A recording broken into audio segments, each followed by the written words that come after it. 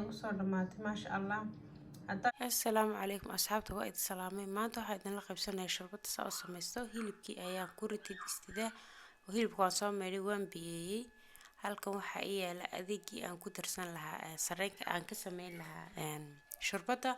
Halkan waxaa igu jira sarreen oo aan soo nadiifiyey. Laba qof bas weeyaan, soo waa qiyaastii aan u baahnaa. Halkan boorash ayaa igu jira. Halka kalena waxaa igu jirta yaanyo aan diirka kasoo qaado soo diiray.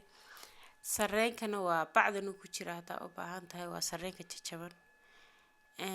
Insha Allah waxaan rabaa inaan dabka biyihii waa ku yara dalacay. Waxaan rabaa inuu wasaqdaas waxaas uu soo daayo hilibka oo ka qaado. Ma jecli waxaas inaan ku kariyo.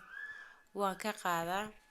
Waxaan ku darayaa sarreenka marka aan ku daro waxaan sameynayaa dabka ayaan u gaabinayaa number 2 ayaan ka dhigayaa.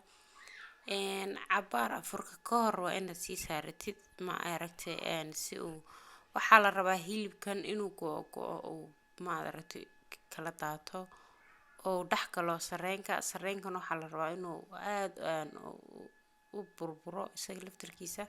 Marka hadda saas uu yahay waa u jeedin marba marka ka dambayso uu soo adkaadaa. Hadda yaanyadii waa iskaga daray. Intaas ayaan rabaa in isla muudmuudho, isla bislaato, isla go'do iyo wax yar maraq digaag ayaan ku daray. Maraq digaag aan ku darayna maraq digaag oo vegetable-ka laga sameeyay, khudaarta laga sameeyay. Marba waad soo noqonaysaa waa yara eegaysaa hadda waka durbu soo cuslaaday. Marba marka ka dambayso uu soo cuslaanaya kulba waa yara biyeynaysaa dabka u yara gaabinaysaa oo ka tigaysaa waka uu soo cuslaaday waa u jeedin haddana uu ka sii daray. Waan biyeeyay waa ka tagaa, waan biyeeyay waa ka tagaa. Hadhow markuu hilibkii wax kasta uu isla go'o ay isla muudmuudaan ayaan boorashka ku dari doonaa. Kadib ugu dambeyn waxaan ku darayaa waxaan ku darayaa filfil.